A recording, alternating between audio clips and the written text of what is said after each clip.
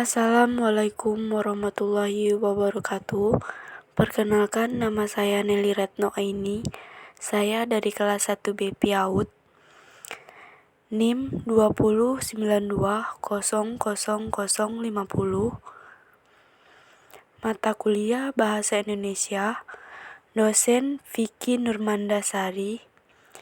Di sini saya akan menjelaskan atau memaparkan 5 materi peta konsep bahasa Indonesia.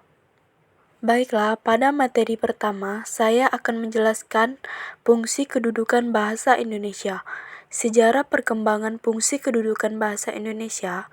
Perkembangan bahasa Indonesia berdasarkan dari bahasa Melayu. Berdasarkan keputusan Kongres Bahasa Indonesia kedua tahun 1945 di Medan. Fungsi kasus bahasa Indonesia. 1. Sarana komunikasi antara anggota masyarakat. 2. Sarana integrasi dan adaptasi. 3. Sarana sosial. 4. Sarana ekspresi diri. Kedudukan bahasa Indonesia. Bahasa Indonesia memiliki kedudukan yang sangat penting, terutama di lingkungan masyarakat. Bahasa nasional, bahasa negara atau bahasa resmi NKRI. Baiklah, materi kedua, pengertian ragam bahasa. Ragam bahasa adalah variasi bahasa menurut pemakaian yang berbeda-beda, menurut topik yang dibicarakan, menurut hubungan pembicara, kawan bicara, orang yang dibicarakan, serta menurut medium pembicara. Sebab terjadinya ragam bahasa. Ragam bahasa timbul seiring dengan perubahan masyarakat. Perubahan itu berupa variasi-variasi bahasa yang dipakai sesuai keperluannya. Macam-macam ragam bahasa. Ragam bahasa dibagi berdasarkan beberapa cara. Yang pertama, berkomunikasi, yaitu 1. Ragam lisan, 2. Ragam tulis. Kedua, berdasarkan cara pandang penutur, yaitu 1. Ragam dialek, 2. Ragam terpelajar, 3. Ragam resmi, dan 4. Ragam tak resmi. Berdasarkan pesan komunikasi, yaitu 1. Ragam politik, 2. Ragam hukum, 3. Ragam pendidikan, dan 4. Ragam sastra dan sebagainya. Ragam bahasa, sudut pandang penutur bahasa. Berdasarkan cara pandang penutur, ragam bahasa dibagi menjadi 4, yaitu ragam dialek, ragam terpelajar, ragam resmi, dan ragam tak resmi. Ragam dialek, ragam daerah atau dialek adalah variasi bahasa yang dipakai oleh kelompok bangsawan di tempat tertentu. Dalam istilah lama disebut dengan logat. Ragam resmi dan tak resmi. Ragam resmi adalah bahasa yang digunakan dalam situasi resmi, seperti pertemuan-pertemuan, pertarungan-pertarungan, dan undang-undangan.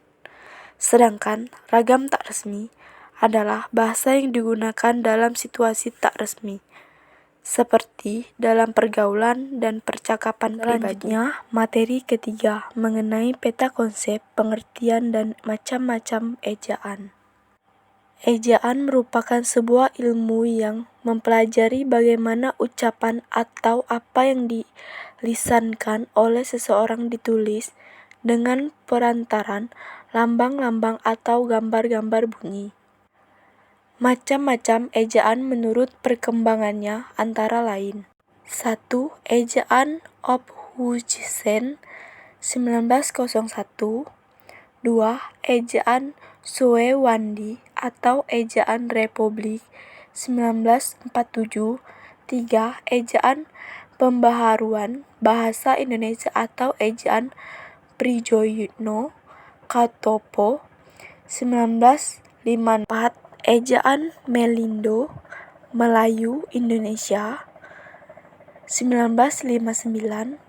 5. Ejaan Baru Bahasa Indonesia atau Ejaan Bahasa Indonesia atau Lembaga Bahasa dan Kesusastraan 1966.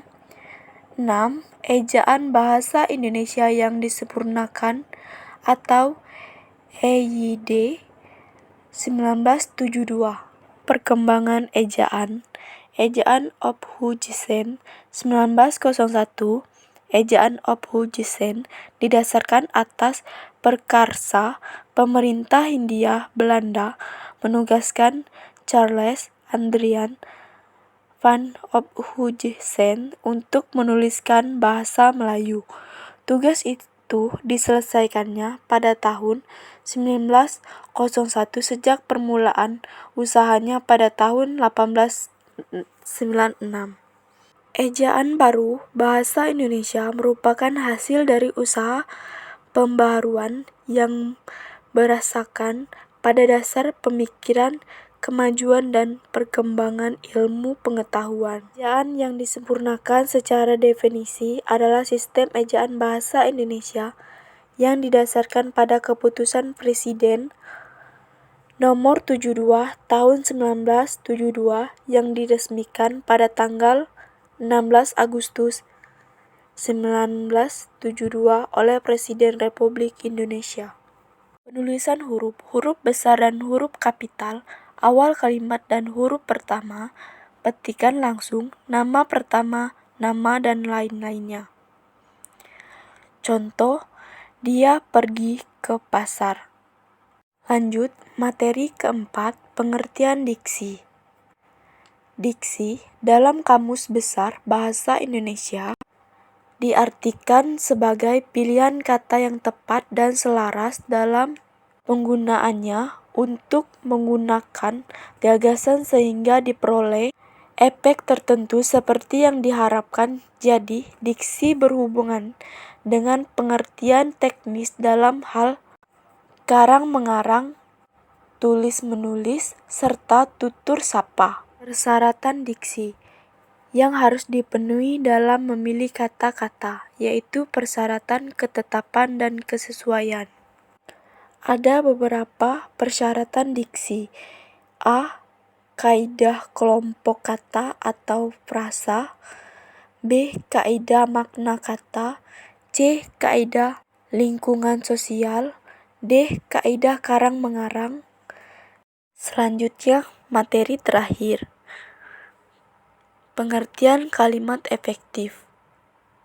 Kalimat efektif ialah kalimat yang memiliki kemampuan untuk menimbulkan kembali gagasan-gagasan pada pikiran pendengar atau pembaca seperti apa yang ada dalam pikiran pembicara atau penulis. Pengertian menurut ahli.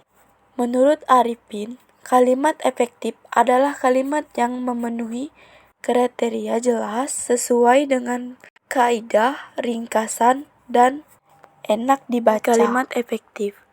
Kesepadaan adalah keseimbangan antara gagasan atau pemikiran dengan struktur bahasa yang dipakai dalam kalimat.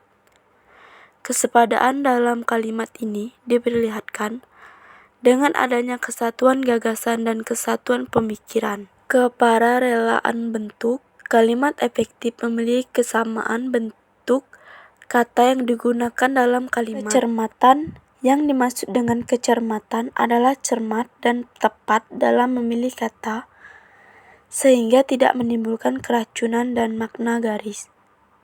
Ketegasan. Ketegasan atau penekanan ialah suatu perilakuan penonjolan terhadap ide pokok dari kalimat. Kepaduan. Kalimat efektif memiliki kepaduan pernyataan sehingga informasi yang disampaikan tidak terpecah-pecah.